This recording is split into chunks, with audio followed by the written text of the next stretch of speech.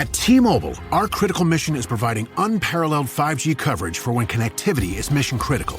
Introducing T-Priority, America's best 5G network experience for first responders, even in times of congestion. More capacity, faster speeds, better coverage. T-Priority from T-Mobile, built for tomorrow's emergencies, ready today. Discover more at t-priority.com. For qualifying organizations on eligible rate plans, coverage not available in some areas and may be impacted by emergencies. Este episodio es presentado por Honda. Descubra la nueva Honda Passport Trail Sport Todoterreno. La Passport más todoterreno que Honda haya imaginado jamás. Esta Passport cuenta con mayor altura al suelo, barras de techo en todas sus versiones y neumáticas especialmente diseñados para cualquier terreno. Además, disfruta todos tus viajes con el control de clima de 3 zonas, techo panorámico y opciones como asientos delanteros con calefacción y ventilación. Conoce más en honda.com/Passport. Love, exciting and new. Hello, Hannah Waddingham here. Have you seen the fabulous new Sun Princess? World-class entertainment, exceptional dining, and the greatest pizza ever. It's a love. Don't miss our Come Aboard sale with up to 40% off and free room upgrades. Visit princess.com or call your travel advisor to book. Princess Cruises. Terms and restrictions apply. Offer ends 2/28/25. Ships at Bermudan and British Registry.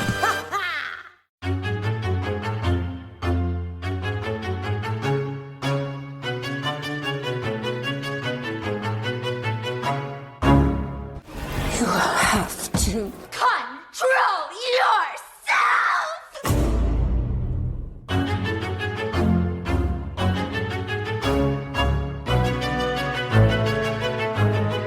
And welcome back to Horror Queers. We're talking queer doppelgangers, we're talking abhorrent acts, and we're talking the oldest film we have ever covered on this podcast. And I'm Joe.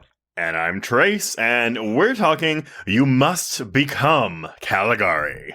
Ooh, Caligari. Ooh, Caligari, everyone. We are discussing The Cabinet of Dr. Caligari, the original 1920 silent film from Germany. And yeah, the oldest film we have ever... Have we ever covered a silent film, Joe?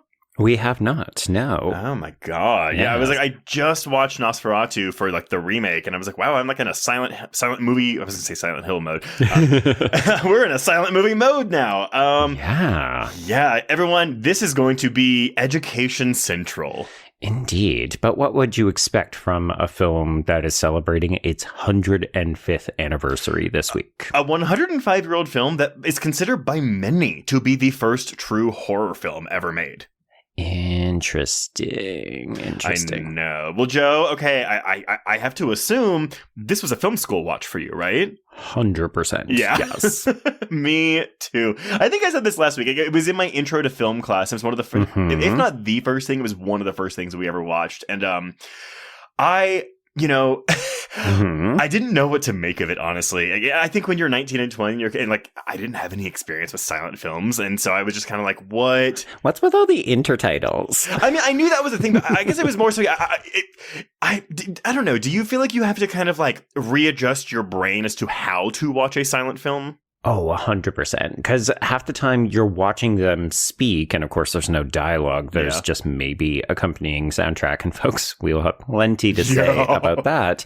But half the time I'm like, what are they actually saying? What is scripted? How do you act this performance? Because of course then we get a dialogue card, and it's, 2 lines long after we watch them talk for 30 seconds. Yeah.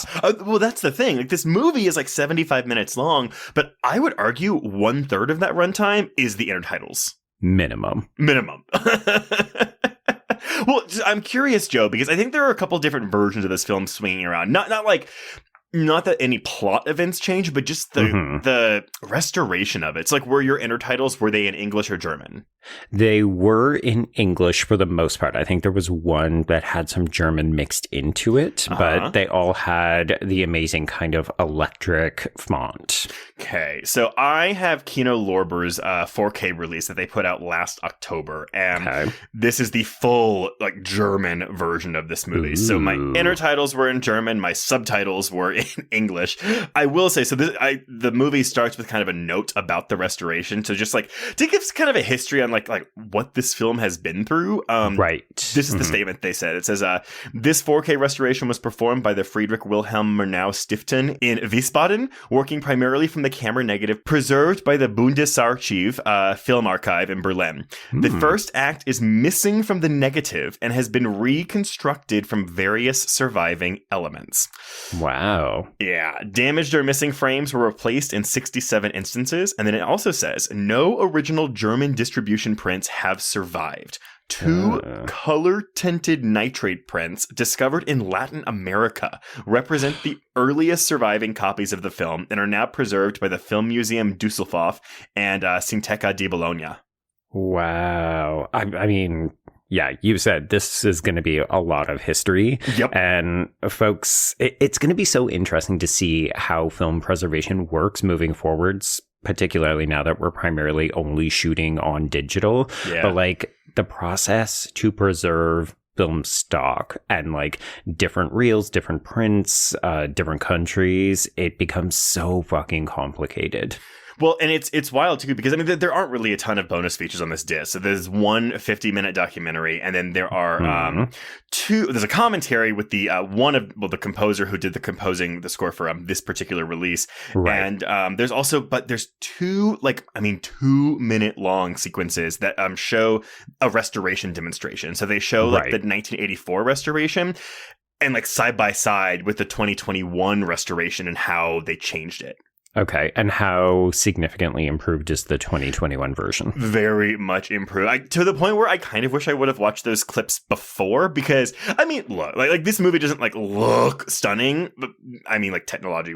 I was going to say, how are we framing this? Because this movie is a visual fucking feast. Absolutely. I just mean, like, I mean, it looks less damaged than it did in 1984, but also, like, the 1984 restoration was definitely more, like, solid black and white throughout, whereas, and I don't know if yours was like this too, but, like, I was having, like, orange filter, green filter, purple filter. Oh, no, I didn't get any of that. Yeah. So I think you probably watched what would have been the 1984 restoration. Oh, interesting. Yeah, my copy came from Canopy, so I rented it through the library. And I will say, though, like my visuals looked impeccable. It was seamless. There was no color tinting or any issues like that. But oh my God, Trace, this fucking soundtrack. You warned me. You were like, if you can, try to track down the one that is just like the piano scary sounding score. That is not the one I got. I got the one that is basically country music and folk music. Yeah. So, okay. There are over the years, there have been many scores produced for this movie because, you know, whenever this is shown in public, it's often with the accompaniment of a live orchestra. And so, love it. Yeah, I've never done one of those and I've always wanted to. But this 4K release comes with 2 different options for a soundtrack. Now, one is a score composed in 2021 by Jeff Beal. And this guy is also the one who does the commentary on it. Okay. I did not like this score. It's honestly, it's 90% smooth jazz. And I was really confused because it's like, and truthfully, listening to the commentary, like I understand a lot of his decisions, and I think a lot of it too, if you know music, like he's like, oh yeah, the time of this music is in like 5/3, or again, sorry, y'all, I don't know music, but that's not normal, and so like subconsciously, this is going to unsettle the listener just by listening to it. I'm like, okay. See, the rationale totally makes sense, but when you watch it, it just feels like there's a complete disconnect between the music and what you're actually seeing on screen. But at the same time, I think this is what a lot of the scores were like at the time, because one of the biggest like things that came out of the German Expressionist movement was kind of the influence it had on American film noir, which employed a lot of saxophone and smooth jazz, and that apparently was being pulled from scores from many silent films. Okay, sure. But when we're talking about film noir, there's a sexy component. It's mysterious and dangerous and threatening. And everything about this, I want it to be dreamlike and hallucinatory and just all these things. And honest to God, I felt like I was at a Bob Dylan concert half the time. I do not disagrey with you. I mean, and again, like listening to the commentary, I was like, yeah, I get your rationale. It makes sense. But I would love to hear what what an actual like horror composer like would do with this score. And truthfully, it's probably out there somewhere. Right. And folks, if you can direct us to that, or if you are an aspiring composer and you want to take a swing at 5 minutes of this, please, because I will say watching this movie is still fantastic visually. That's why I balked when you were like, oh, it doesn't look great. And I was like, wait, what? No. It looks I knew what you great. meant. I knew what you meant. But I did not enjoy my rewatch because of this soundtrack, to the point where I was like, I wish I could turn it off and maybe just watch this in silence. Actually, you know what? And, we should have thought about this. There's probably... we could find like whatever like the best score people think is for this movie. And it's like our commentaries. You just mute the movie and you press play at the same time. Right. Yeah. Well, hindsight's 2020. Mm-hmm. Okay. Well, everyone, in case you don't know, this is a very important film. Just a tiny little fucking bit. Very much so. So if you're kind of like, oh, I've never heard of Caligari, like, what is that? Which is very much how I responded when we had to screen this in film school. Sure. But here's the thing. This is definitely our film school privilege showing through. The default for most people is you maybe heard of this. You may recognize a couple of the stills, but if you haven't heard of this or if you've never seen it before, that's not a huge surprise. No. Again, it's 105 years old. So with that being said, there's not... I was conflicted with my production history, Joe, because there's actually a very long production for this movie. However, because it's such an old movie, a lot of accounts conflict with each other. And so I opted instead to kind of do a bit more of a history contextual lesson with a little bit of production thrown in. Sounds good. All right. And everyone, just so you know, I am pulling a lot of this, most of this, from the documentary that is on this Kino Lorber Blu-ray, which is called Caligari, How Horror Came Back to the Cinema. And it's a 2014 German documentary film produced and directed by Rüdiger Schüchland. Okay. Also, please, for the love of God, forgive any of my German pronunciations. I'm trying. Oh, ditto. Ditto throughout the whole fucking thing. All right. So, The Cabinet of Caligari is most commonly known as the quintessential work of German Expressionist cinema, and by far the most famous example of it. It's considered a classic film, often shown in introductory film classes, film societies, museums, and it is one of the most famous German films from the silent era. Right. So before we get into the specifics of Caligari, let's take a look at what was going on in Germany at the beginning of the 20th century. A lot of this was actually news to me too. Like, I didn't know a lot about Germany pre-World War II, because I feel like when you mention Germany in the past, people go to certain historical times. And that makes sense. But the German Empire was founded in a surprise coup in 1871, and it was a technologically advanced, yet culturally and socially reactionary authoritarian society whose supremacy even then appeared archaic and outdated to other nations. So, woohoo! All right. Yeah, the empire of old men wanted to be young and modern, but also be as strong as its neighbors. Drills and unilateral discipline ruled people's external and inner lives. Chastity and order, male bonding rituals, and humiliating forms of discipline permeated everything in this society. And oh wow, this sounds totally fucking awesome. I don't know about you, but I just associate male bonding rituals with like mutual masturbation. I think that's the gays in us. I lean a little bit more towards things like in the armed service. You know what? That's probably more like what it was. Because I'm willing to bet it was less about mutual masturbation tricks. Probably so. But compare this, though, to the world presented in The Cabinet of Dr. Caligari, where men appeared as artists and bohemians. They wore their hats askew and their ties loose. The houses are crooked. Nothing in this world is upright and orderly. It's a world of pleasure and laissez-faire, which is not what Germany was. Right. Okay. So, however, they were a mass society on the upswing, shaped by rapid modernization. So machines and mechanization dominated ever more spheres of life, but beyond technology and science, any other kind of change was pretty much rejected. Okay, so it's industrialist and capitalist. Very much so. And everyone yearned for an idyllic life.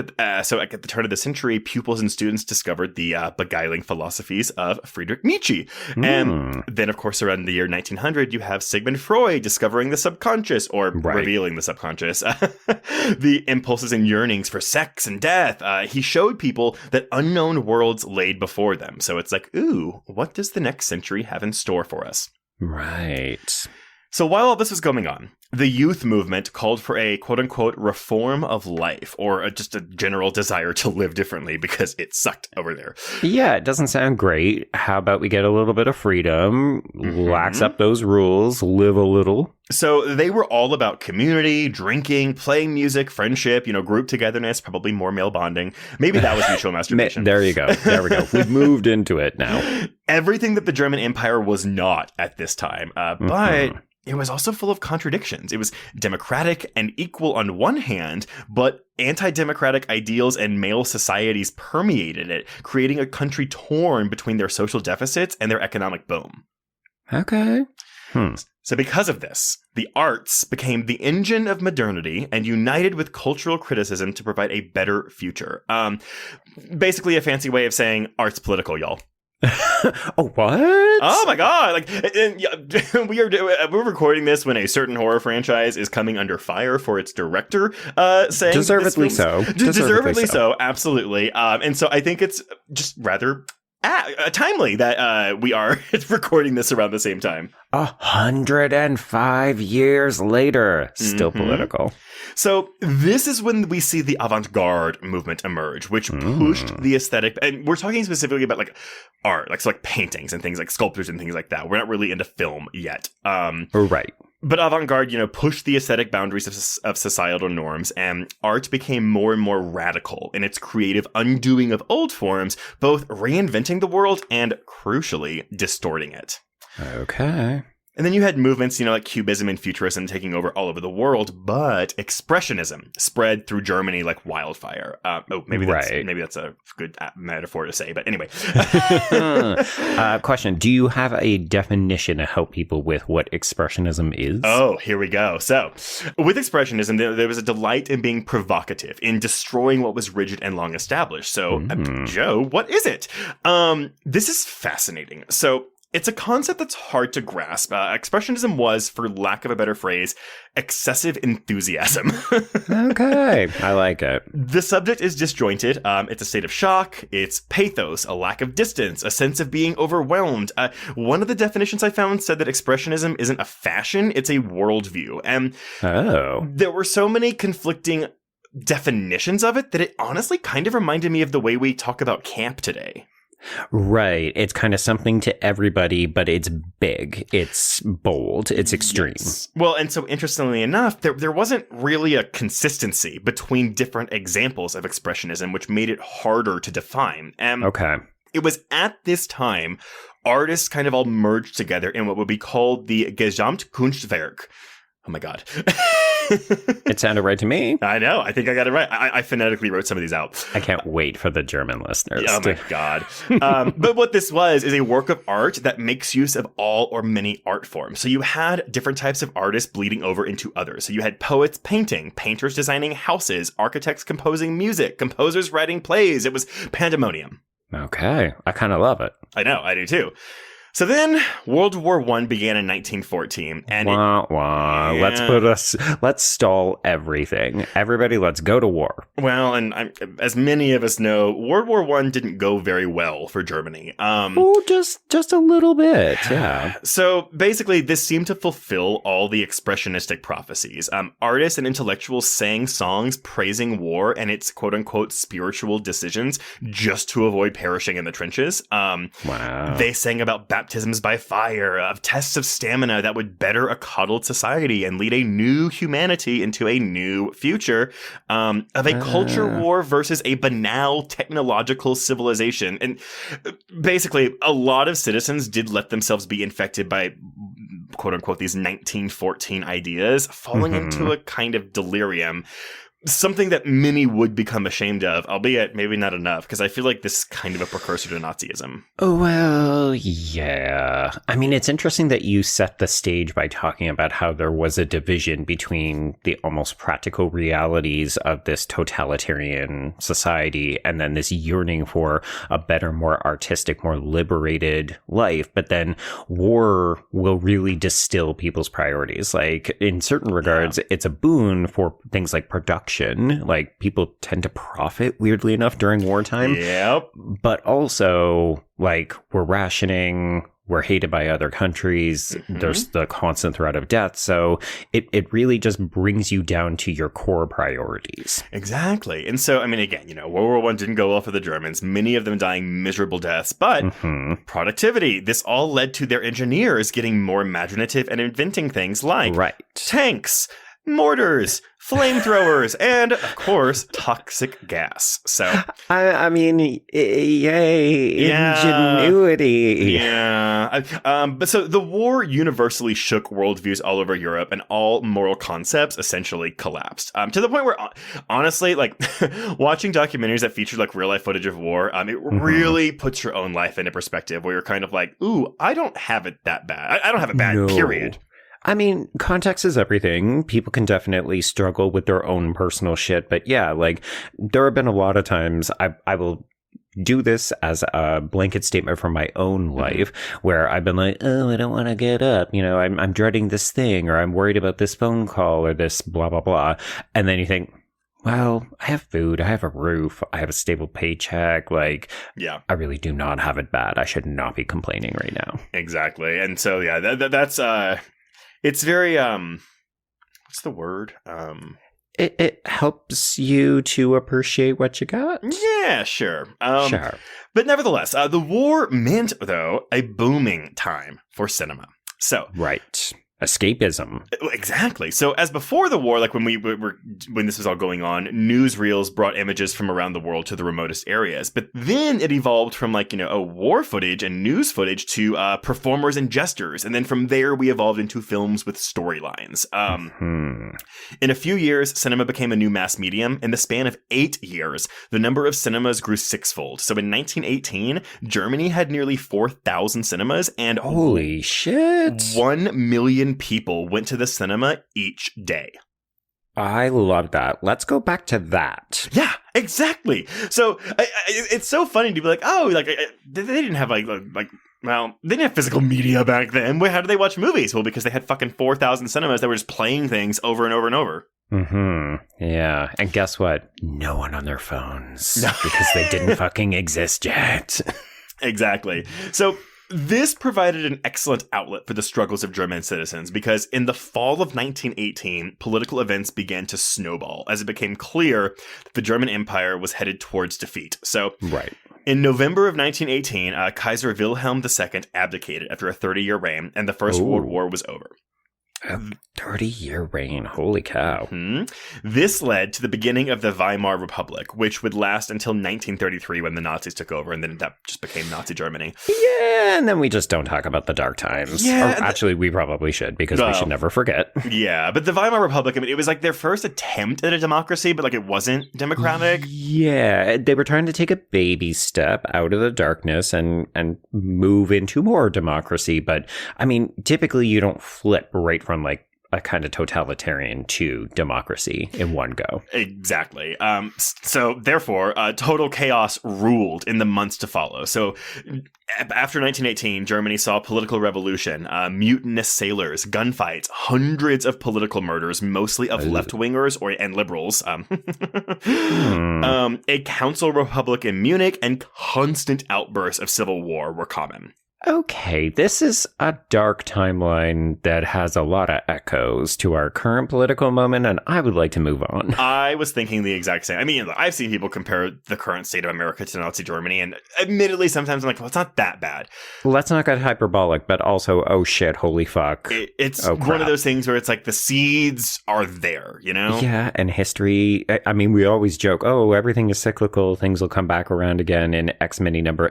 Like, folks, we are really back in the shit. Yeah. Absolutely. But that's really how like the country was going about it. But German citizens themselves also had a rough go of it. It's like people who survived everything through the war were beset by epidemics like the Spanish flu. They suffered hunger. Soon, even the upper class, if they hadn't bought war bonds, lost all their wealth to inflation. Oh boy. Okay.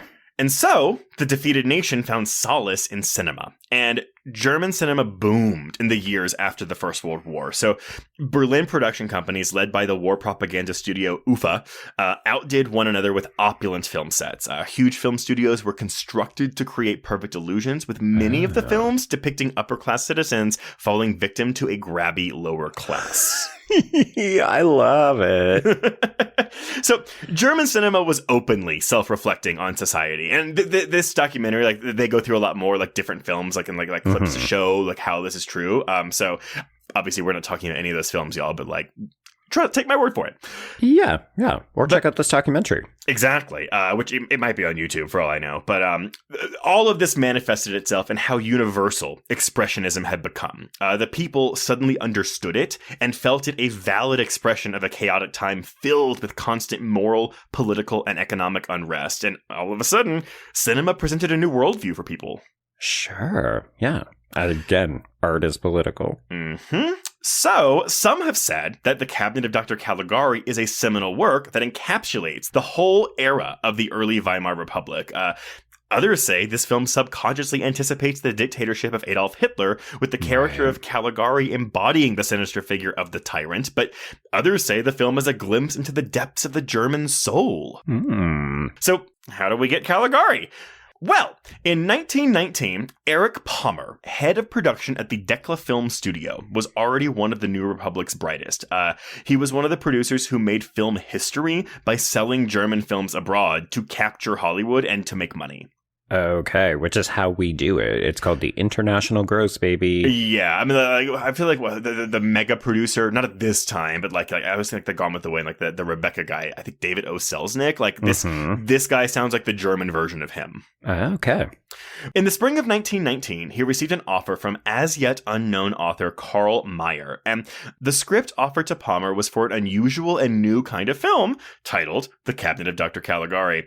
The director chosen for this project was Robert Weine, although there are rumors that Fritz Lang was first wanted and it didn't work out. Oh, interesting, folks. Yes. We will have to cover Fritz Lang at some point on this. I know people will want us to do M, but it was really interesting rewatching this film because as I was watching this, I was thinking about one of Lang's films, which is Dr. Mabuse the Gambler, or The Testament of Dr. Mabuse. Yeah. So Mabuse is like I guess a series of films, but that is also name dropped in this documentary. Okay, interesting. Because it's another sort of shadowy figure. It's a bit more of a crime film as opposed to a surrealistic expressionist. But I mean, we're doing a ton with shadows, like very visually opulent. Yeah, absolutely. But yeah, so we go with Weine instead. And Weine was a veteran of the industry who had primarily directed films starring silent film actress and producer Henny Porten.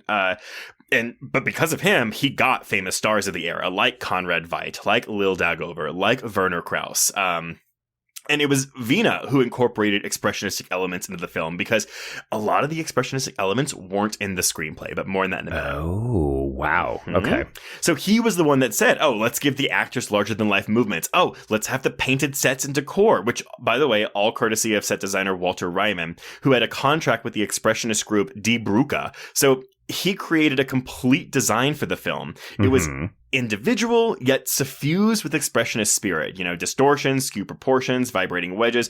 I mean, everyone, like, just, if you have not seen this movie, just Google screenshots of it because you're fully missing 75% if you just listen to me walk you through the plot. Yeah. This is a movie. I mean, we're going to talk about the plot because I do have a lot of queer shit to say about this movie, but if you're not seeing the actual film, you're missing so much. Absolutely. Because this is also a film that, I mean, it has a narrative, but it's not really focused on, like, logic or narrative. Like, it's really much more about relying on the visuals to convey the story or the feelings we're supposed to have. Yeah.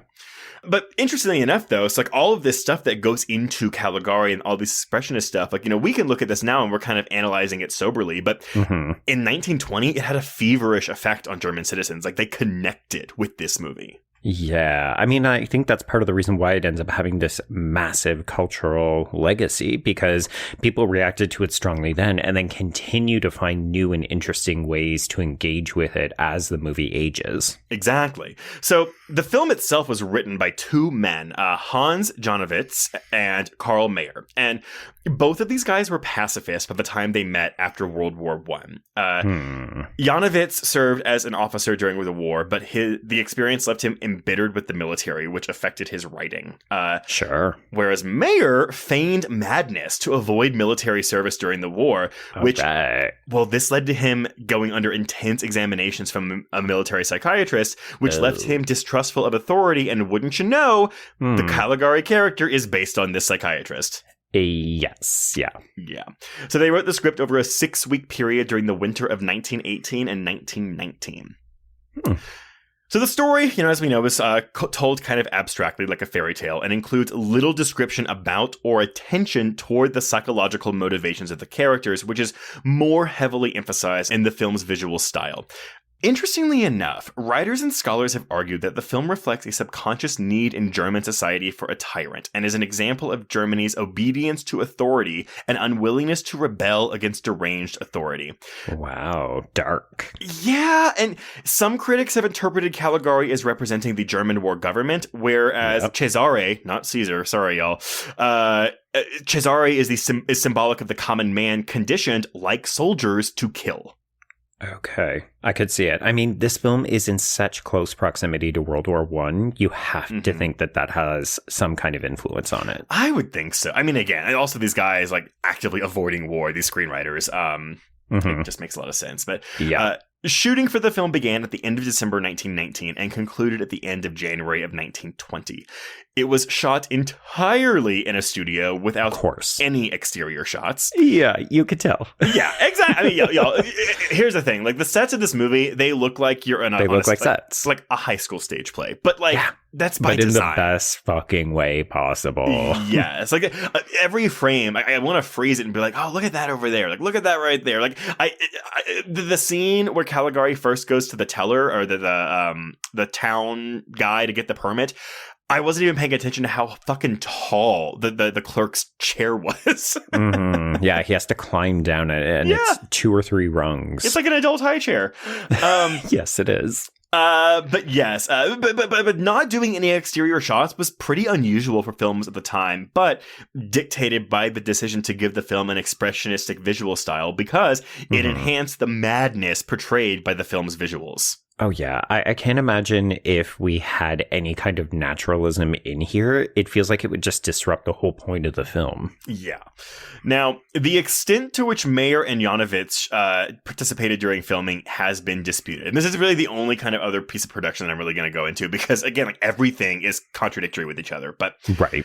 Janowitz claims the duo repeatedly refused to allow any script changes during production, which I think is interesting because the twist ending, like the epilogue, right, that was forced on them. Oh, shit. Okay, that is so fascinating. Keep that in your back pocket. Okay, good. Whereas the set designer Hermann Worm claimed that they were never present for any of the shooting or involved in any discussions during production. But then you had Palmer, the big producer guy, he claimed Mayer was on set for every day of filming. So that's what you're dealing with. Yeah, exactly. Like, there's 3 entirely different accounts of this. Right. Okay. So anyway, so the movie's made and we're advertising it now. So posters for The Cabinet of Dr. Caligari were on pretty much every advertising column in every major German city in 1920. And at first, no one knew what it was about, which was the plan of the advertisers, to unsettle viewers and entice them to grow interested in a sensational new film. And the tagline for the film was like become Caligari. Like, that was all over the poster. So it's like, well, what is Caligari? Who is Caligari? What does that even mean? Exactly. Like, and I think, honestly, I mean, this is like total like tangent left field, but like, I think you could compare that to the marketing campaign for Longlegs from last year. Built a lot around mystery. Sure. Yes. That is a very contemporary example to draw upon. There are many other examples of film that use mystery for marketing, but that was the first one that could jump into my head. Okay. But maybe, okay, what's that? Because, I mean, they didn't really have trailers back then, you know? So, right. What is a film marketing campaign that you can think of that really revealed almost nothing about the film before you saw it? Yeah, I mean, I can't think of one off the top of my head either. I'm sure we've got a ton of people just absolutely screaming at us, but it does run counter to even, I'm thinking back to the way that Hitchcock used to advertise his films. And folks, go back and rewatch the trailer for something like Psycho or Strangers on a Train.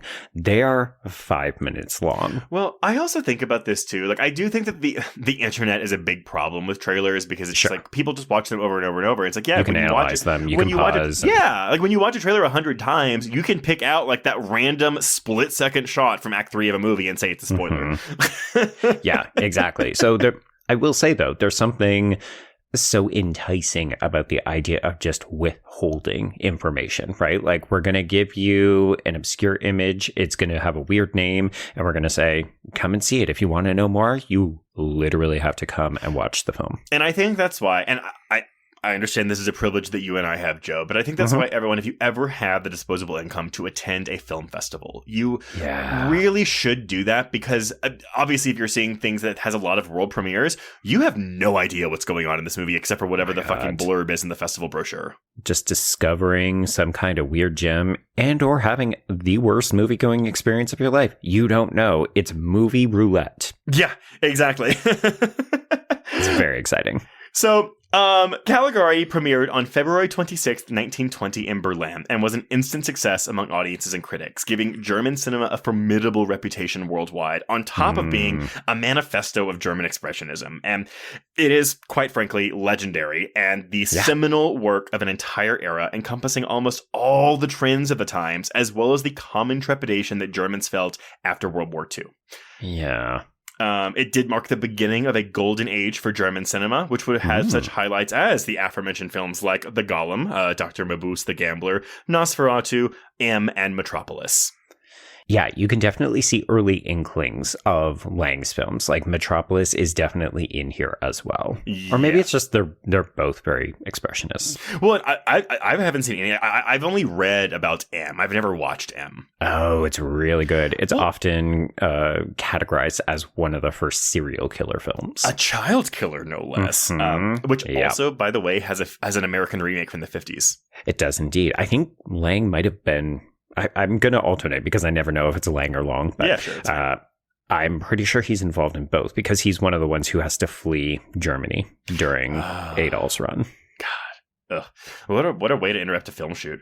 Sorry, that was maybe in poor taste. After Caligari, German cinema moved increasingly into fantasy worlds. Hell, it even inspired, I may have the wrong emphasis on the wrong syllable here, but it even inspired Caligarism or Caligariism. Oh, okay. Referring to a style of similar films that focus on such themes as bizarre madness and obsession, particularly through the use of visual distortion. I love it.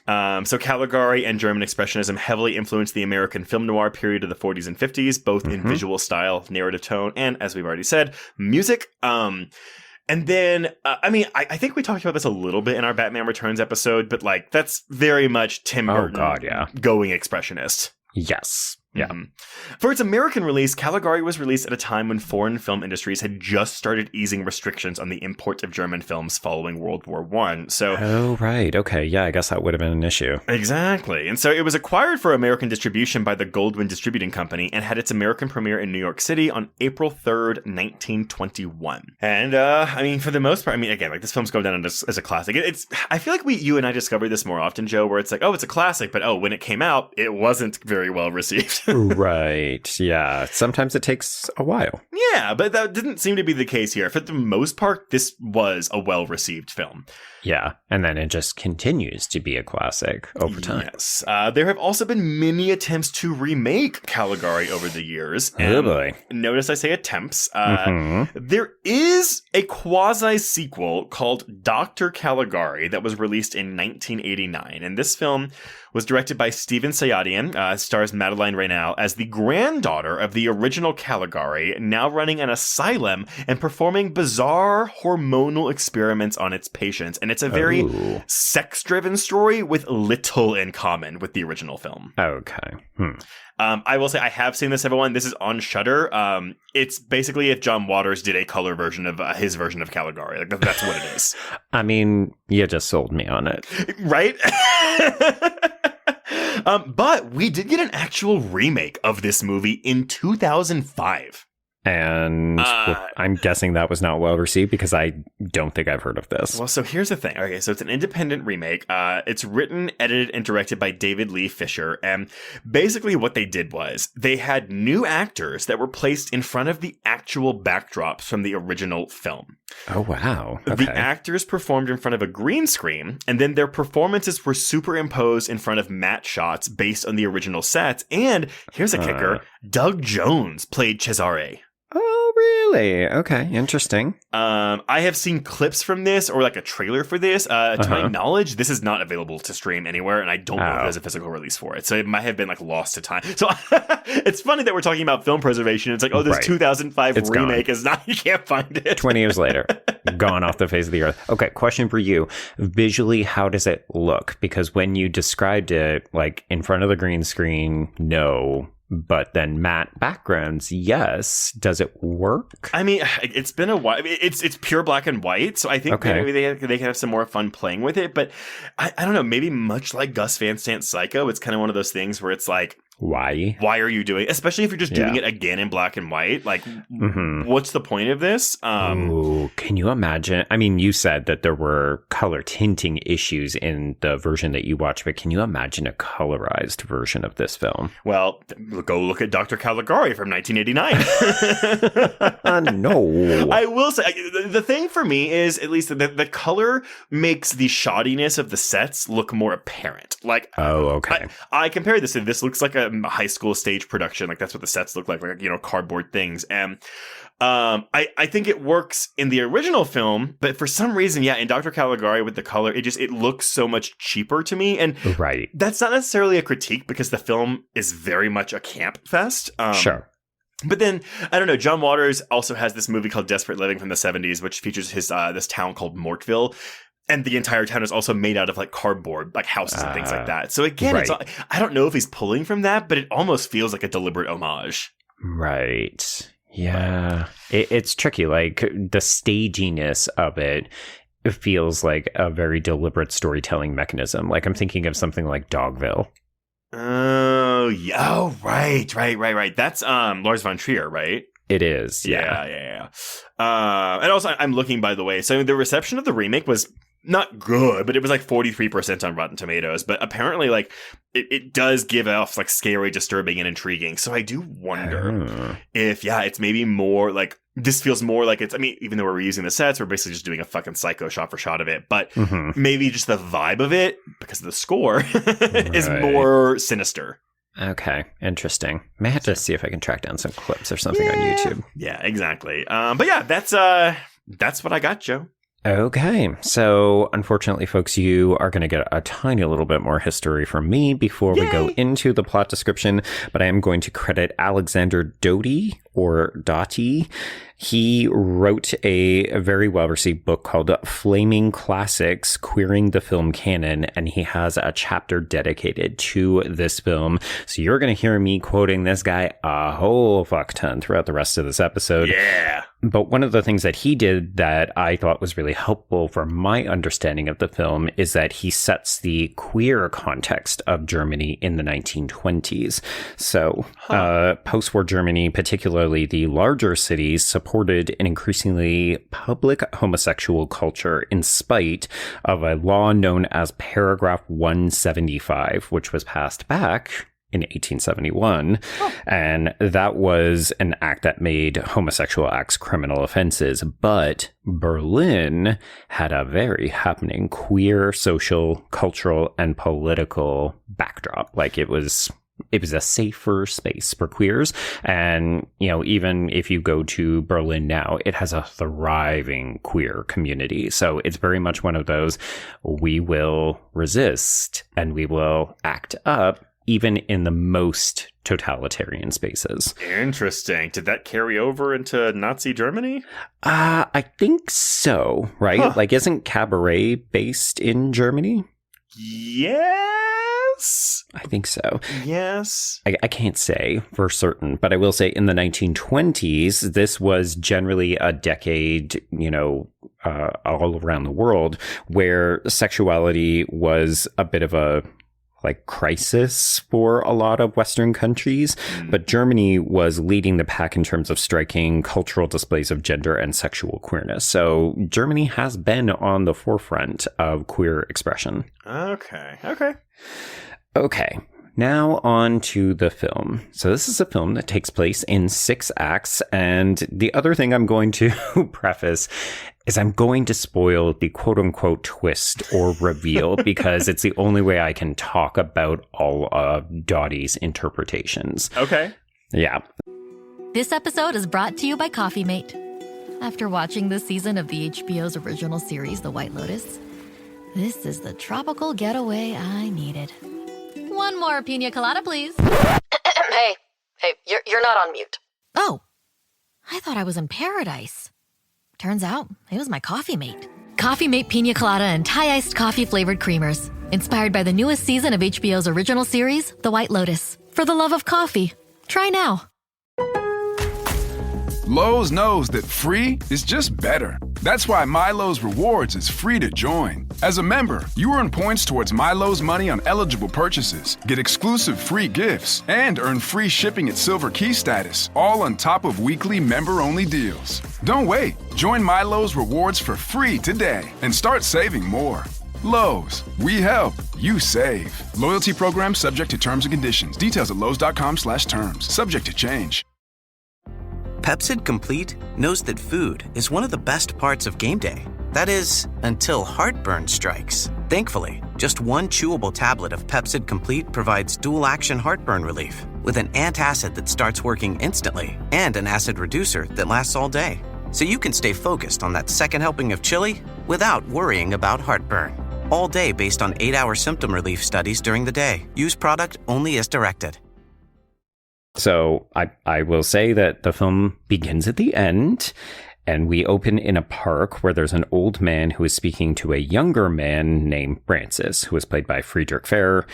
And the older man says, "Everywhere there are spirits. They are all around us. They have driven me from my hearth and home, from my wife and children." And right off the top, let's get into some queerness, Trace, because this is a cruising scene. Well, at the asylum? Yes, but remember, we don't know it's an asylum. We just think that this is a public park. Well, so, okay, I will say this one thing. So, because they apparently did track down the original script that was mostly preserved, but the manuscript opens with a different cold open on an elegant terrace of a large villa where Francis and Jane are hosting a party, and the guests insist that Francis tell them a story about what happened to him 20 years before. And bitch, that's Frankenstein. Bride of Frankenstein. Yes, sorry. Yes. No, yeah, you're fine. So, I again, this clearly went through some changes, and it's, again, just heavily contested about when it changed, whose choice it was, all this kind of shit. So, how did we get to this final version? But yes. I mean, it's a very far cry to go from a wealthy couple at their villa on the terrace compared to single dude at the park next to an older gentleman. Yep. Oh, yes. Let me tell you this story. And let me ignore that crazy lady over there just wandering the forest. Well, so here's the fun thing, right? So, okay, let's go along with Dottie here. And he says this older man has been driven away from heteronormativity for a little side action with this hot younger man in the park. And this man says, how about I tell you a story, because that lady over there, that's definitely my fiance, even though she didn't even react or look at me when she walked by in a completely blank stupor. So let's talk about repressed homosexuality. Let's do it. Because that's who Francis is throughout this entire film. Well, I mean, because I'm assuming part of this read is he wants to fuck Alan, right?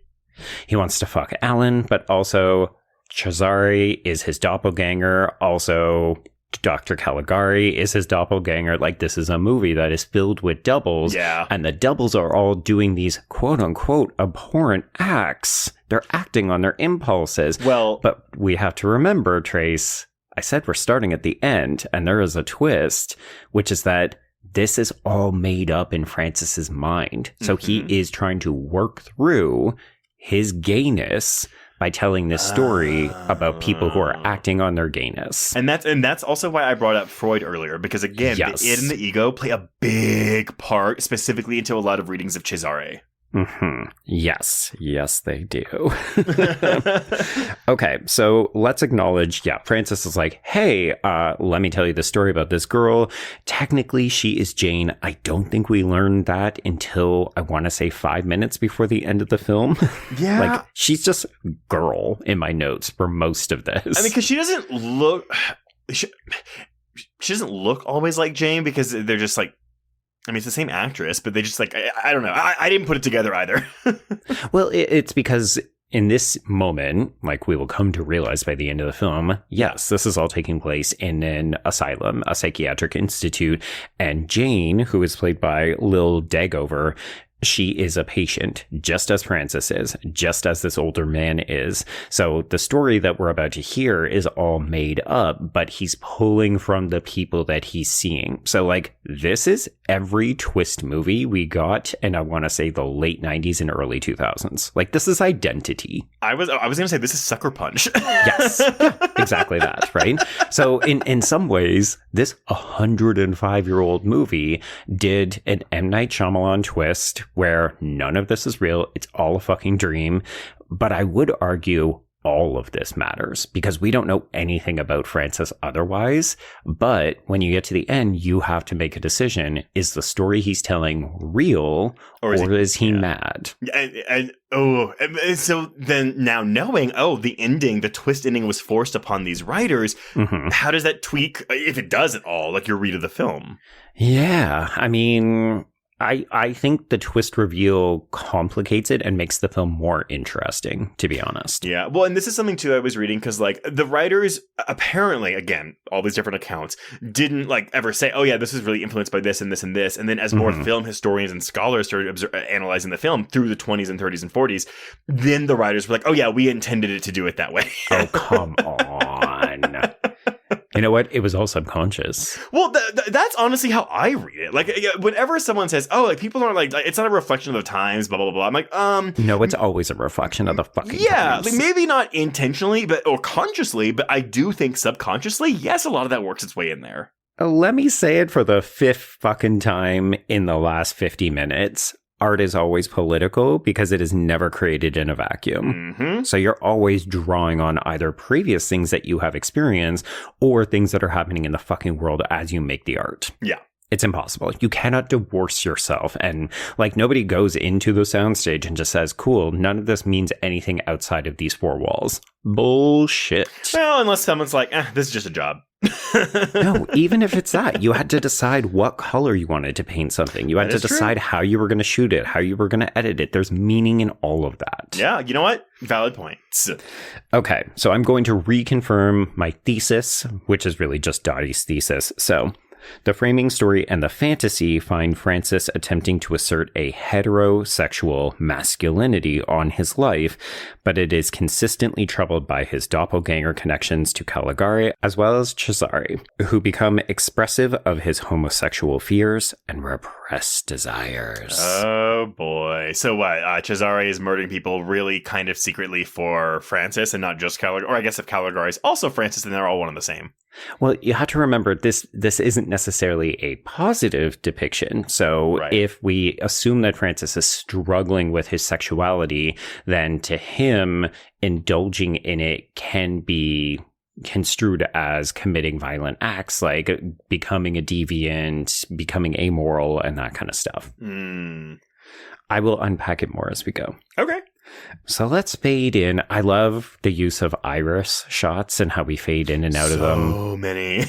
Which, if you think about it, is very symbolic of things like an eye. You know, we just talked about how we use visuals in those opening 2 episodes of Hannibal over on Patreon. Right. But yeah, it very much feels like we're going into somebody's mind or seeing through their eyes when we do this. So we reveal the town of Holstenwall, which is, I'm going to say, a paper town that is made in the shape of a mountain. Okay, but truthfully, that's kind of my favorite backdrop in the whole movie, because the town, the houses, it almost looks like a bonfire. Yeah. It's very pretty, and it's incredibly stylish. Like, the minute that you see this, it does feel like we are being transported into another world. You know, you said it's almost like a fairy tale, and I can totally see that. You know, I think for a lot of other people, it's, we're going into someone's mind, into their subconscious. It's very dreamlike. I think all of that is accurate. Yeah, I mean, it's a nightmare. This is meant to be a nightmare. Well, I mean, my God, can you imagine trying to negotiate these streets? Hey, I'm lost. How do I get here? Oh, I don't know. Go up a little bit and then around a winding corner and then climb a little bit. And it just seems very difficult to negotiate. Okay, so we are first introduced to Dr. Caligari himself, who, as you mentioned, is played by Werner Krauss. And he is quite a dapper gentleman. So he wears a top hat. He has glasses. He uses a cane, but also the face makeup. He's very etched. Now I'm thinking, okay, Batman Returns, is Danny DeVito's Penguin not a Caligari type figure? Very similar. Yes. That's wild. I can't believe I just put that together. Yeah. Okay, so after we see Dr. Caligari wandering the streets, we cut to a, very interestingly angled attic-style apartment, and we meet Alan, who is played by Hans Heinrich von Twardowski. Twardowski? There we go. Sure. Nailed it in two, folks. Not really. But he is very queer-coded. So he has this style, he has this languid demeanor, he's very obviously the object of Francis's affections, but we can't say anything. So we're just bosom buddies. And let's go to the fair. And Alan, I think more so than Francis, has very effeminate mannerisms. And, yes. we've said, like, expressionism, like, part of it, it's almost like pantomime, the way they have to act, which makes sense since they're not able to actually communicate dialogue verbally. Sure. Everything's a little bit bigger. We're playing to the back of the theater. Yes, very much so. Another comparison with camp. Yeah. So, yeah, Alan is given a flyer about the fair, so he shows this to Francis. They decide that they're going to go, and then we're also following Dr. Caligari as he is appealing to this town clerk, who he is warned is in a vile mood. And we do see Dr. Caligari try numerous times to pass him his card, pass him this piece of paper. This guy is just having none of it. But eventually, Dr. Caligari makes his request known. He wants to present his spectacle, a somnambulist, at the fair. My God. I'm telling you, Joe, I think when I was watching this in my film class, I spent half of the film time, like, not paying attention and trying to figure out what the fuck a somnambulist was. Oh, interesting. I had no idea what it was. Okay. Yeah, I mean, folks, if you don't know, it's somebody who is asleep or sleepwalking. But I mean, you mentioned the Golem, which is like, there's also this automaton sort of willingness to direct or give agency to a figure who is not in control of their own actions. Well, and that's again going back to kind of the German soul. Well, maybe not that they're not in control of their own actions, but they're being controlled anyway. And they're willingly going along with it. Within the army, the citizens, yes. I mean, it's a very top-down approach. Yeah. Okay, so Dr. Caligari is trying to get into the fair. Let's check out the fair. We get to see some of the acts. There's a couple of rides. There's a very belligerent looking monkey who, I mean, I don't know if this animal was trained, but it looks as though it's about to bite off a couple fingers. Oh, yeah. So Caligari has managed to get his petition granted. So he steps up onto the stage, he rings a bell, and he is introducing Cesare, who, as you mentioned, is played by Conrad Veidt. And I should note, Conrad Veidt was gay. Oh, I really need to start looking this up. So a really interesting piece about him is that even just a year before he had starred in a film, I have the German name, I'm not going to try to pronounce it, The title is called Different from the Others. Trace, what do you think this movie is about? Gay people? Yeah, it's about a gay man, and it's kind of going through the same thing where it's these men who meet, they try to have a relationship, but society won't let them. I think they end up, because it's criminal, I think one of them is like sent off to prison or something, but Veidt plays one of these very out queer men in the film. So audiences coming into Caligari would have just seen this actor play a queer person on screen the year before. And the character of Cesare is very effeminate coded. Well, how so? Okay, so one of the people that Dottie quotes in his chapter is Theodore Price, and he describes Veidt as young, tall, slim, in skin-tight ballet dancer leotards with his garish mascara-like eye makeup, looking more like a beautiful boy than a handsome man. Oh, well, yeah. I was gonna say, is it the makeup? Like, because the circles around the eyes are very... They're very pronounced. Yes. Yes. So we have dark black lipstick and then we have this mascara under the eyes. But yeah, even the way that Veidt moves when you see Cesare, it's dancerly, right? You know, it's very much almost ballet. Yeah, because I think the one image that always comes to me from Cesare is the scene when he's sneaking into Jane's room and he's like up against the wall. Mm-hmm. Mm-hmm. It's a little cat-like, but it's androgynous, right? The thing that it kind of reminded me of is The Skin I Live In. Well, that's the suit. Yes, it is the suit, but it's also the dancerly quality of the movement. Yeah, I could see it. Yeah, they're very rhythmic. Mm-hmm. Okay, so before we continue, another historical note. So this is Dottie. I cannot claim credit for any of this part. With their Italian names, Caligari and Cesare represent the country located beneath Germany on the map, i.e., it's unconscious. Or, one might add, the bottom. So over the years, one strand of ethnic and nationalist stereotyping in Germany, and also England and the United States, has associated Italianness with passivity, femininity, and a sexual openness that includes bisexuality and homosexuality. So think of like the number of jokes that we see about Italian men being a little, you know, swishy and open fluid sexuality and that kind of stuff. So if we read these quite a bit more obviously Italian names in this German film, there could be something there. Mm-hmm. Okay.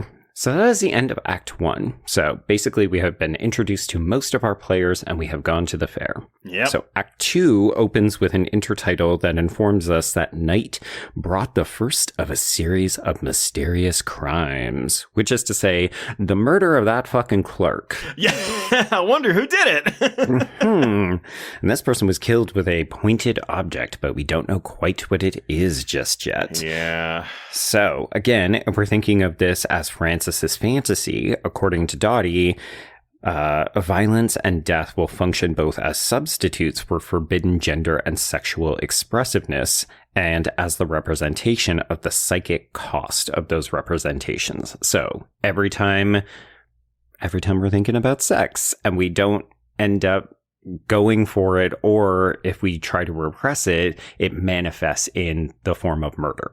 Now you may say, okay, but that doesn't make any sense because the town clerk is not sexually suggestive, not queer-coded or anything like that. But if we think about it, he did humiliate Caligari when Caligari asked if he could open the cabinet and display this young man whom he will eventually compel to perform, quote, abhorrent acts. So basically you're preventing the abhorrent acts and the queer-coded figure from being displayed. You gotta go.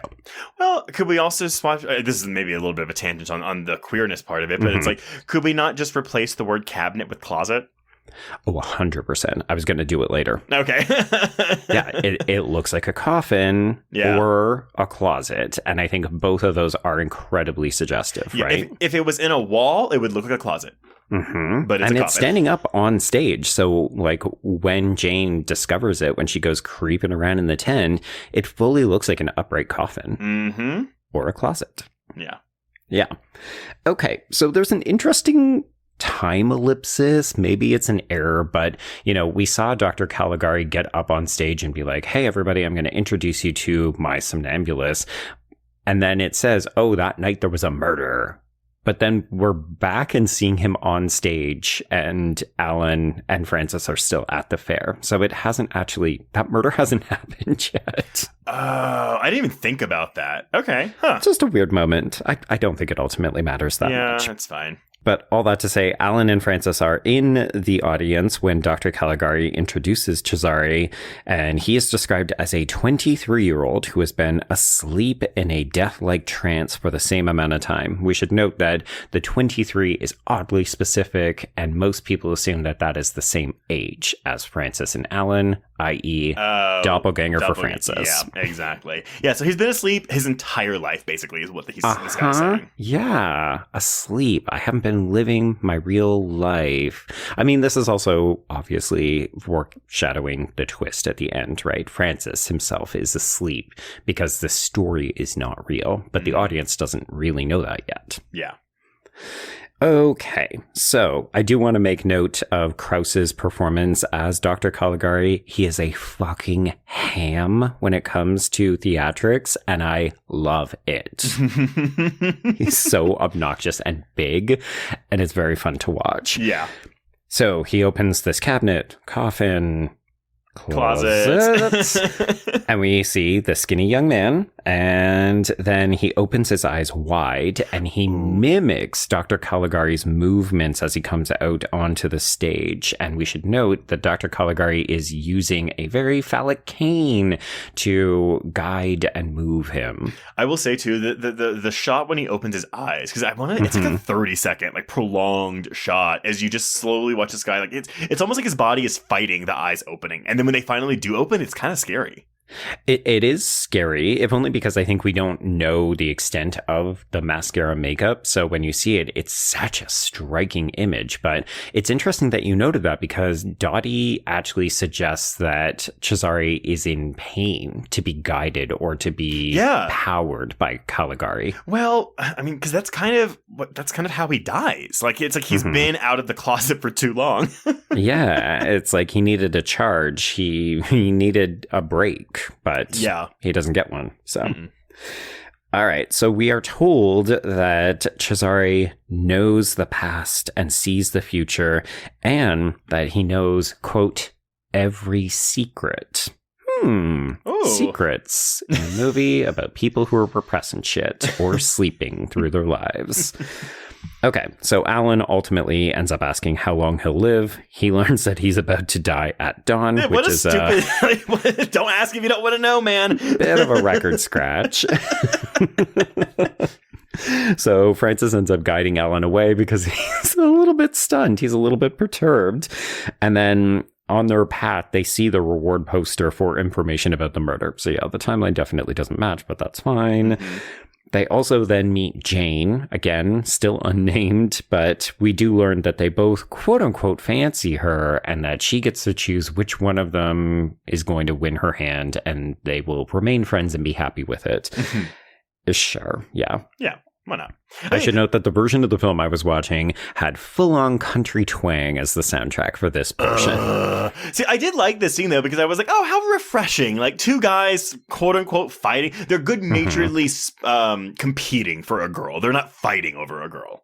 Sure, performative heterosexuality in this love, quote, triangle. Oh, yeah, but it's because they want to fuck each other. I get it. Exactly. You know what? We'll still remain friends because we don't give a shit about her. Let's go back to your place. Yeah, she's going to be in the asylum anyway, so. Exactly. Sadly, we will never get to consummate that friendship because we do see a shadow rising above Alan's bed, and then we see his murder in silhouette.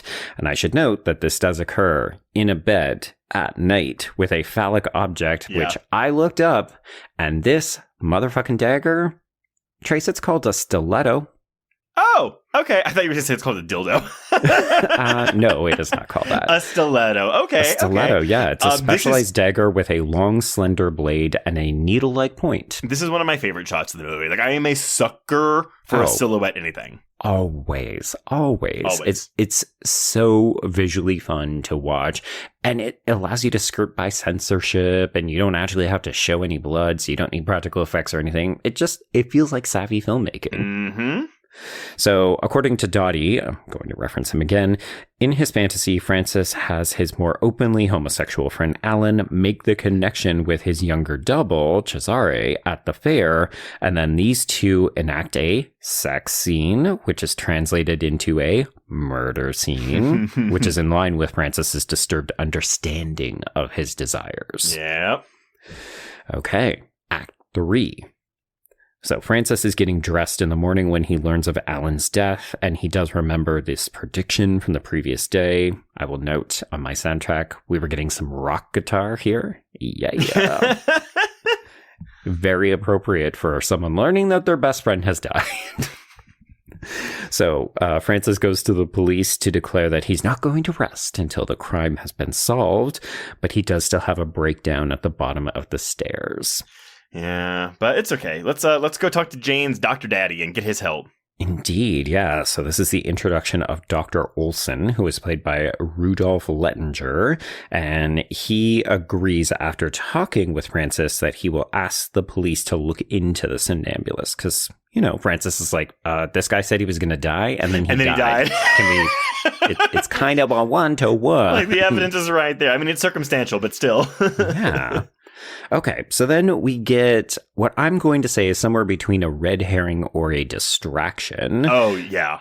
So we have, I put a thief, a criminal, an attempted murderer out in the street, and we know that he is bad news because he's creeping around, and he also has dark eye makeup, but he is apprehended by the police after he attempts to murder a woman off screen. Yeah, an old elderly woman, which we never learned why he wanted to do this, except for the fact that he was just trying to take advantage of all the murders in town. Yeah, you know what? I'm just going to capitalize on the fact that there's been a couple of deaths, so how can I benefit from this? I assumed it was something to do with, like, rent or an owed bill or something like that. But I think that's interesting, because forgive me if I forgot this, but, like, so when Cesare kills Alan, we at least we know it's Cesare, right? Or is it only silhouette that we see Cesare? That's a good question. I think it may only be silhouette. Okay, because I was only going to say that because I was like, well, this red herring of a criminal is really just for the characters, not for us. Yeah. I think at this point in the film, we are meant to question whether this is potentially the killer, but it feels wrong so quickly. Like, we know Cesare and Dr. Caligari are behind everything because there's just no other way to read those characters. It's called The Cabinet of Dr. Caligari. I don't know. It's also one of those things where this movie has been in the cultural consciousness for so long. I always knew all of these plot beats, even when I hadn't seen the film. You see the still of Cesare sneaking around with Jane over his shoulder and so on. Mm-hmm. So he's a villain. Yeah. Okay, speaking of, so we check in with Dr. Caligari. He is feeding Cesare in a seated position in this coffin box. There's something weirdly doll-like and infantilizing about this, which I find upsetting. I mean, yeah, but I guess it's not like it's going to give me nightmares or anything. No, it's such an unusual looking sequence. Like it's a man feeding this person who looks like maybe they don't even eat. Yeah, I could see a version of this story where Cesare is a robot. Yeah. That's the remake. I was going to say, yeah. Okay, so Francis and Dr. Olson arrive to question Dr. Caligari, but before they can get too far, we see the paper that announces, oh, hey, don't worry about it, the murder has been caught, so they just leave, and then we get this fantastic shot of Dr. Caligari just laughing maniacally. Also, I'm sorry, the dog bowl thing too, like, it's audition. Oh, yes. Yeah. Mm-hmm. Mm-hmm. Yeah. So, but yes. Okay, so that is the end of Act 3. We move into Act 4. Jane is at home. She's worried that her father has been gone for too long, but that's just because he and Frances are actually at the police station, so they're getting more information about this man who was arrested, but he is already on the record as denying he had nothing to do with those other murders. So, I mean, I guess 1920 crime logic. Oh, well, he says he didn't do it, so didn't do it, so we'll let him go. Because he does say, well, I was trying to kill that old woman, but that's the thing. It's like, if he had killed her, then this would all be more believable. He's like, well, yeah, I killed her, but I didn't kill those other two. But this could be a way for him to get out of a murder charge. Say, well, I was trying to kill her, but I didn't kill those other two. Yeah, that one. Oh, I was absolutely going to do that one. But those other two? No, don't put those on me. Mm-hmm. Innocent. So this does lead to Frances realizing, oh shit, Alan's murder has not been solved. And I made that pledge, so I gotta see this through. So Jane has left the house in search of her father, and she has ended up at the empty fair, and she ends up sneaking into Dr. Caligari's tent. She discovers the cabinet. Dr. Caligari opens this up, and she sees Cesare open his eyes, and it just absolutely freaks her out, and she has to bail. Well, okay, but it takes her a really long time to bail. I was like, girl, run! Mm-hmm. She's like just I guess she's frozen in fear, though. Yeah. I mean, it's interesting, right? I will say in Dottie's article, he does have this suggestion that we can look at Jane as a very traditional damsel in distress, right? You know, Frances either has to save her, she's under attack by Cesare. But there's other people who, especially if you think about where she is at the end of the film in the asylum, read her as either bisexual or a lesbian. And again, if you think about it, she's in an asylum, right? So this is where we put queer people because it was illegal. Mm-hmm. So this idea that she is actually another doppelganger, right? Like she is the femme doppelganger where she can't indulge in these romantic feelings. She is under threat from the doppelganger somnambulist because he also represents the queerness she can't engage in. No, if only she was more of a character. Well, yeah. Let's just say Jane is not the most developed person in this film. Well, because she's just the typical damsel in distress. Oh, shut up. Well, as evidenced by the scene we're about to get, which is like, I mean, I know this comes before Nosferatu, but it's like, come on, it's the beast sneaking into the beauty's room. Oh, He falls in love with her. He can't kill her. Let's just carry her home. Yeah, so that's more or less what happens. We've got Francis out looking after Cesare, so he's seeing that he and Dr. Caligari are seemingly asleep, so he's just going to stay the night and make sure that nothing happens because he is suspicious, but that leaves Cesare open to somehow sneak into Jane's room, so it feels like, oh wow, there's a double of Cesare, maybe we don't understand what's going on, but yeah, so we see Cesare sneak into her room with this stiletto, and she's sleeping, but he can't stab her. So instead, he opts to subdue her when she wakes up, and then he abducts her. But in the process, the whole house is woken up. And this is probably the most iconic sequence from the film. If not, it has one of the most iconic shots from him at the end of that like zigzag walkway. Zigzag road, yeah. And honestly, when he turns around to look, it's creepy as fuck. I mean, we haven't talked a ton about the visuals outside of your production history, but one of the things I really like about this, we said it sometimes looks like a set that you would see at a high school play or, you know, a theater production. But there's also this really uncanny depth of field. So when you see them move laterally across the screen, like Super Mario Brothers style, it looks like a pretty conventional set, right? That's how we see people exit stage right, stage left. But things like the stairs and this rooftop zigzag or even the bridge that he carries her over, it feels like, wait, how far back does that go? It's kind of breaking my mind because it looks like you shouldn't be able to go any further into the distance or into the background. Well, yeah, but he keeps going. He keeps going, yeah. So it's very unsettling in that regard as well. I do want to address the the not sex scene or the not stabbing here. I think that there's one very obvious reading from a queer perspective. So if we look at stabbing someone with the stiletto as a bit of a gay sex act, then this queer-coded antagonist is not going to stab the woman because we don't do that. Not at all. Yeah, but then there's also an interesting bisexual reading that I got from Dottie's article. So under Caligari's hypnotic influence, Cesare is initially prepared to stab Jane, but the sight of her sleeping in her filmy bedclothes breaks the homosexual spell. Upset by Jane's panicked reaction upon awakening, the stereotypically confused bisexual carries her off, looking for a place where they can escape the influence of Caligari, aka homosexuality, and of Jane's father, who represents heterosexuality. Oh. And since there's no place to hide, the exhausted Cesare eventually drops Jane in the middle of a bridge, which is like, what could be a better visual signifier for bisexuality than the middle of a bridge? You're between two notions of sexuality. Yeah.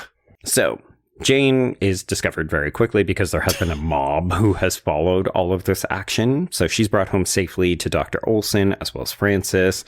And they realized that Cesare couldn't have been the person who did this, though, because Francis was watching him the whole night. So how does that work? Act 5. The reveal that we get with this is so funny. It's hilarious. So yeah, they basically are like, well, how could it be? He's right here. He's in the cabinet coffin closet. Lift this thing up, and it is the least convincing looking fucking dummy you have ever seen. Like, Francis was fooled by this. That's what I love. I have to assume he was watching from a distance, or maybe his eyesight isn't that good. Who knows? We don't know. Yeah, we don't know. Yeah. It's a funny reveal, but it does explain it, because I will confess I'd forgotten about this. Yeah, I did too. So when we see Cesare sneaking into Jane's room, I definitely got confused. Like, wait, I thought Francis was watching him right now. No, it's a dummy. It's a dummy. Okay, so yes, because this has been discovered, Dr. Caligari ends up subtly, not so subtly, sneaking out the back. He flees, and he goes to a psychiatric institute, an insane asylum, whatever you want to call it. Yeah. And Francis is discreetly following him. So when Francis arrives at this place, he asks if the doctor is a patient, and we are told, oh no, Caligari is the director. No, I don't think he goes by Caligari. So he does not. No, it's just, the person you're looking for, that was the director. Well, yeah, because he's like, there's no one by the name of Caligari here, but the director did just come back. So let me take you to him. This, I think, is actually a good twist. It is a good twist, and I had also completely forgotten about this. Mm-hmm. Yeah, I'm sorry. I should have prefaced all of this by saying I know he's not actually Caligari, but that's how I'm going to refer to him, because if not, it's going to get confusing. Yeah. I guess so. So basically, what I'm trying to say is the people at the asylum do not observe him as Caligari. No one refers to him as Caligari. We, as an audience, because of the title of the film and because of the way he presents, assume he is a doctor named Caligari.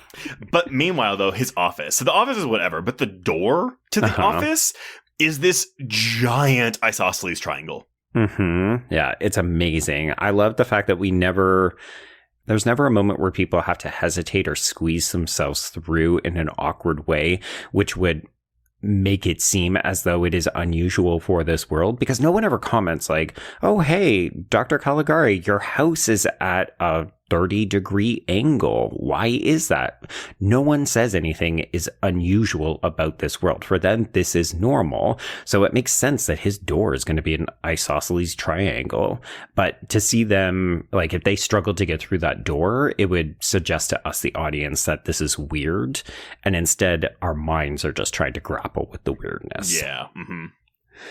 Okay, so yes, we are looking through the office. Francis has explained the situation, and the director is under watch, but he is sleeping. So this gives us an opportunity to go through his files, discover what the fuck is going on. So on the desk, we find a book on somnambulism, And in it, there's a passage that describes the exact same sequence of events that we have seen in this film, but it is from 1783. So we're getting a flashback within a flashback. Kind of. I wrote in my notes, this is like in contemporary films where they explain everything that has just happened for all the dum-dums who weren't paying attention. Exactly, yes. Well, I will confess, though, I mean, I was confused the first time I watched this movie a little bit, because but I think part of that, too, was my preconceived notions about what a film from 1920 was going to be like, and that is... You think the storytelling is going to be very simple, right? Yes, and so that is fully on me.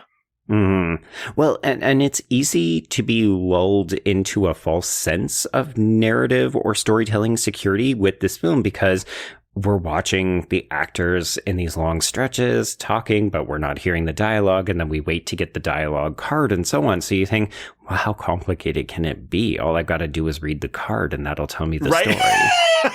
Yeah. And then you realize, no, this was made by artists and they know what the fuck they're doing. They're not treating their audience like idiots. Exactly. Except in this particular moment where they say, hey, everybody, are you still with us? Okay, here we go. Yeah.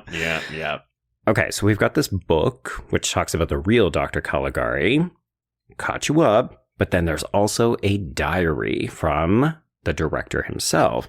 So this is the person we have assumed was Dr. Caligari, who was under watch and sleeping. So we read, and we get these flashbacks to the day that the somnambulist was brought to the sanitarium. So this is just a regular dude who was looking to be treated at this institute, at this asylum or whatever, and he was asleep. And the director said, Huzzah! Huzzah! I've got an opportunity here. What a coincidence! I'm looking for a somnambulist and one just happens to show up! I mean, we don't know how long he waited, but yes, it is narratively convenient. So the director becomes obsessed with becoming Caligari. And as a result, when we've got this sleeper, we decide to start seeing what we can make them do. So, the whole goal, the perversion of science here is to see if we can get them to perform acts which, in a waking state, would be abhorrent to him. Which is like, wow, just... I'm sorry, are you a doctor or are you just a director? Because if you're a doctor, let's revoke that license. But I do love that in the world of the film, this is clearly meant to be interpreted by us, the audience, as, he's going to make him murder people. Yeah.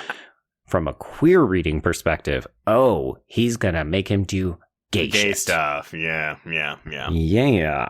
Okay. So out on the street in this flashback, we end Act 5 with the director stumbling around as the word Caligari appears on walls and in the sky all around him. And this sequence is gorgeous. I was literally like, how did they do this? Like, this is so cool. Because basically, this is kind of his mental breaking point. He just starts going insane. He starts seeing the phrase, you must become Caligari, or become Caligari, whatever, all over the screen. But the way the actor is reacting to the text whenever it appears on screen, it was so cool. I will say, so there are some historians on this documentary too, and they really hone in on the tagline, you must become Caligari, because that was the film's advertising slogan. And what some of these historians say, and this is kind of an amalgamation of everything they say, but they say, after it premiered, all of Germany took that demand to heart. Hundreds of thousands saw the cabinet of Dr. Caligari in just the first months. You must become Caligari means you must take all the liberties you can, become tyrannical, exceed all limits. This links back to Freud. My ego has become my id, or rather, the id has become the ego. So you must become something, and what is that something? Well, Dr. Caligari is the character that the asylum director wants to understand, but to understand him, he must identify with him, embody him. So it's this radical transformation of the ego, which wants to learn something into what it wishes to control. And so at the same time, you must become that not only means you're not it yet, it means when you've become it, you won't be the ego that wanted to research it anymore. Right. You won't even be yourself. You won't even know, because you will have become so embodied in this other thing, this other person. Or, in simple terms, you must become Caligari just means you're mad.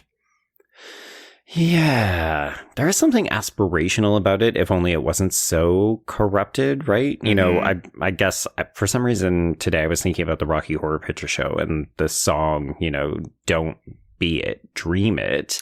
Right. And in some ways, that's truly what the director did. You know, he became so obsessed with it. He dreamed about it. He forced it onto the dreamer itself. Right. And then became it. He fully became the thing he aspired to be. But yes, it also definitely drove him mad.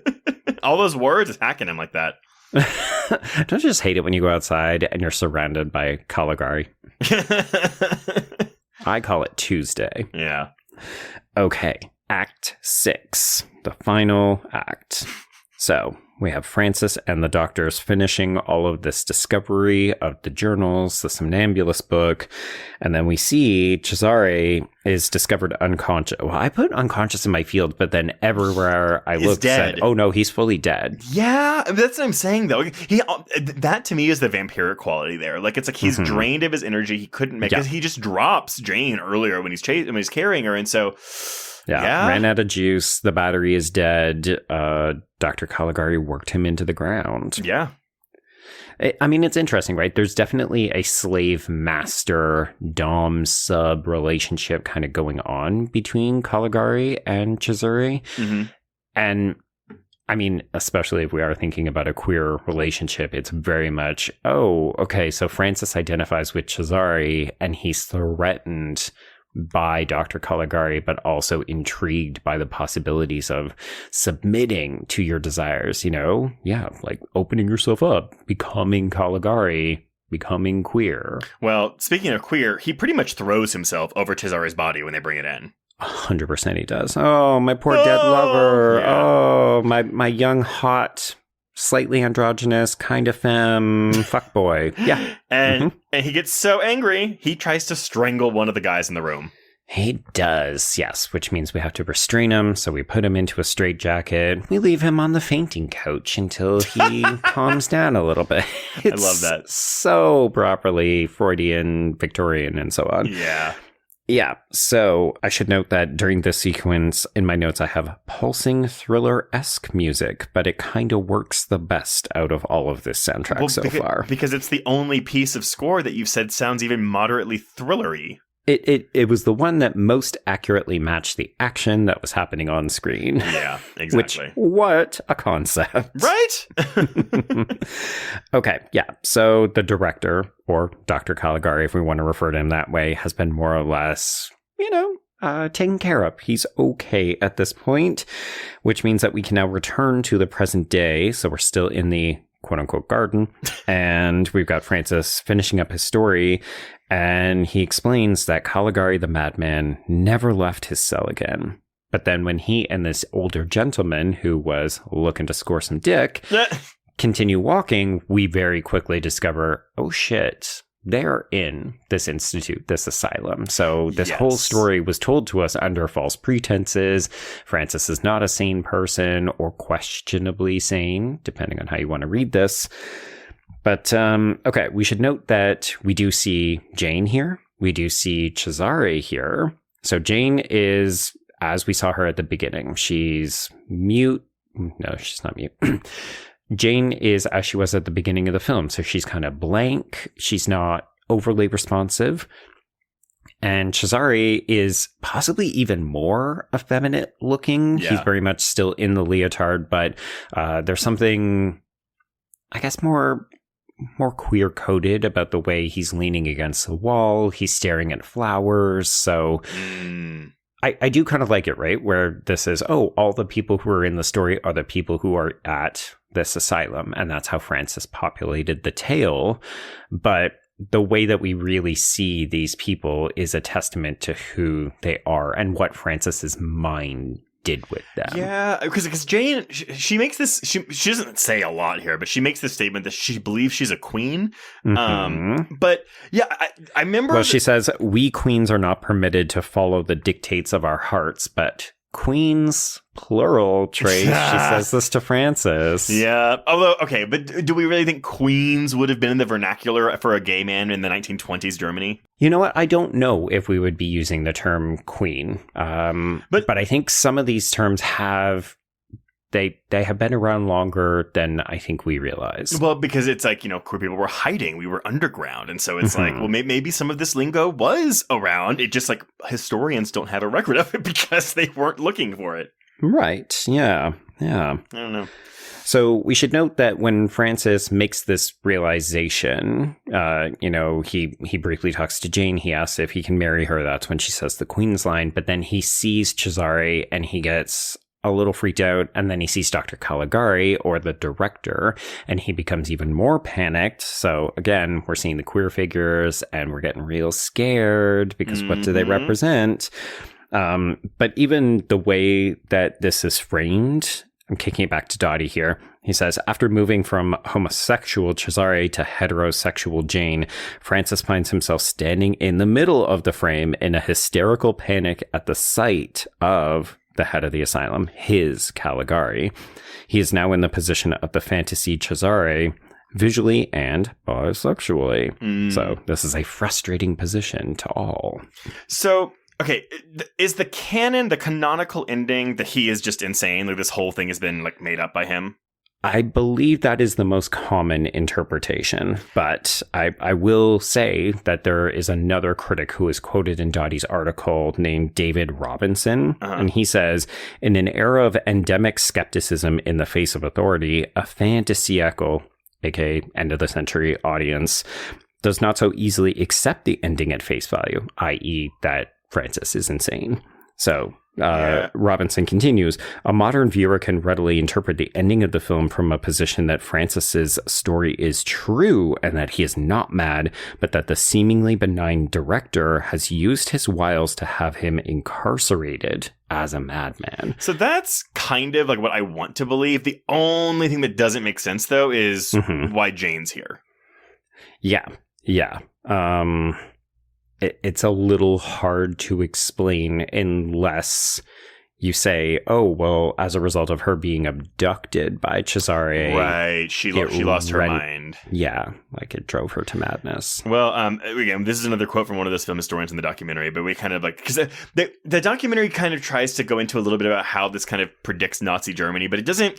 Yeah. It's more focused on the pre-Caligari than the post-Caligari. Okay. But what they say is Caligari exposes a soul wavering between tyranny and chaos and facing a desperate situation. Any escape from tyranny seems to throw it into a state of utter confusion. Quite logically, the film spreads an all-pervading atmosphere of horror. Like the Nazi world, that of Caligari overflows with sinister portents, acts of terrorism, and outbursts of panic. The equating of horror and hopelessness reaches its climax in the final episode. Okay. That's dark. Yeah. So, I mean, again, this is more so because, again, like, no one could have predicted that Nazi Germany was going to be a thing. So I think it's more so like... I don't know, actually. There's many people who predicted Nazi Germany was going to rise. Well, you know what? Maybe I'm wrong. Scratch that out. Sorry, I didn't mean to attack you. It's just more, I think...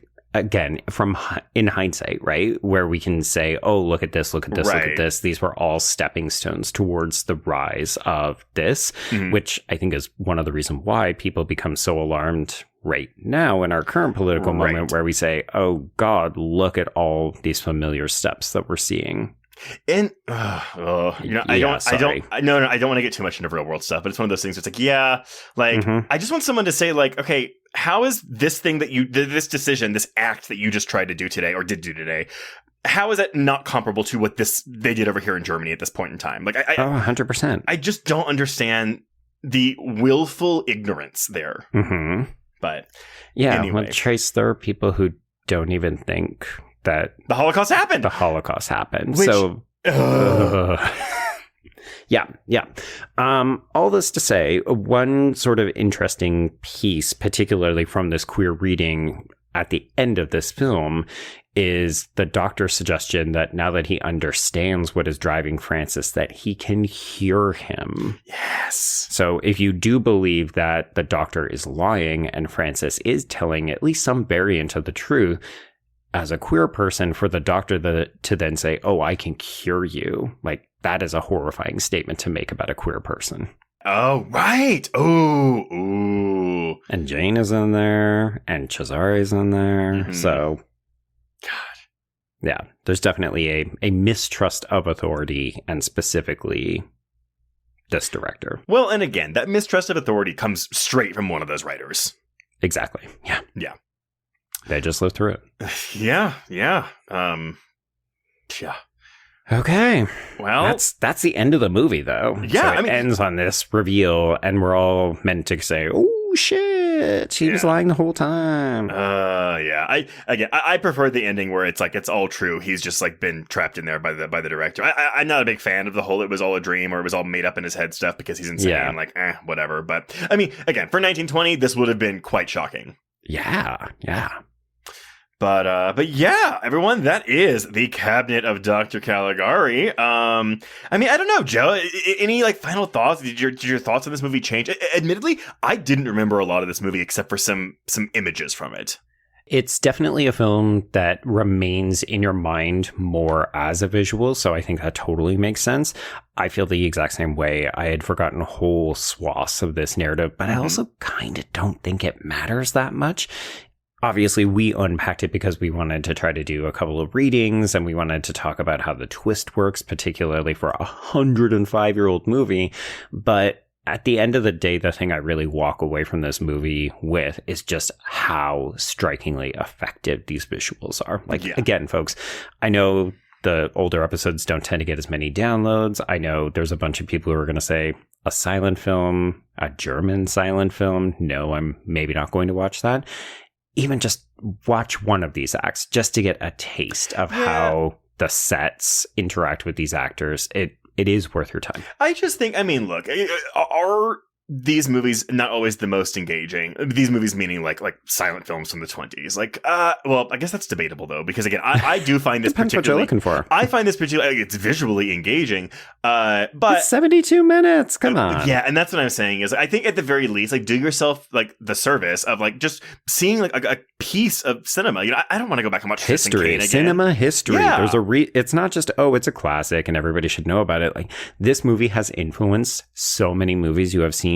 Guaranteed. 100%. And so it's a thing where it's I mean, look, I'm not a big fan of Citizen Kane. I don't want to go back and watch Citizen Kane again, but that doesn't mean I'm not aware of how important Citizen Kane is and all the influences it had and all the innovations it made with filmmaking behind the scenes. So I don't know. I just think it's something that's to be you owe it to yourself. Guilt trip. Please go check it out.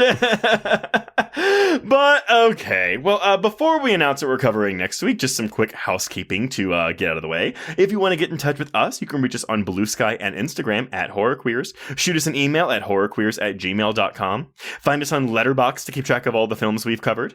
If you want to chat with other listeners, please join our Facebook Horror Queers group. If you have a moment, please rate and review us on Apple Podcasts or Spotify. And if you want even more content, please support the show by becoming a patron at patreon.com/horrorqueers. If you subscribe today, you will get 366 hours of Patreon content, including this month's new episodes on Hannibal Season 2, Episodes 1 and 2, Companion, Hard Eyes, The Monkey, and a brand new audio commentary on Pitch Black for its 25th anniversary. Okay. Joe! What are we talking about next week? Okay, so technically we are going into a theme month, but you could count Dr. Caligari as a part of that. I don't know why I didn't include it, but we're going to be talking more about doubles and doppelgangers and repressed queer people and how that emerges in their dark psyches. But we're going to kick off March with a personal favorite of mine, Trace. Another film by Mr. Darren Aronofsky. It's the 2010 film Black Swan. Oh my God, which I believe is probably turning 15 this year if it's 2010. You are right. Yes, it turns 15 in December, but you know what? We wanted to do this month now because we felt like it. Because it's our show and we can do whatever the fuck we want. But yeah, whatever.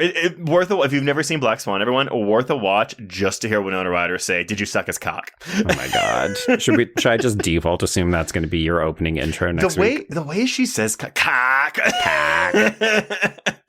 But until next week, everyone, we can cross out the Cabinet of Dr. Caligari. Indeed. And cross out Horror Queers.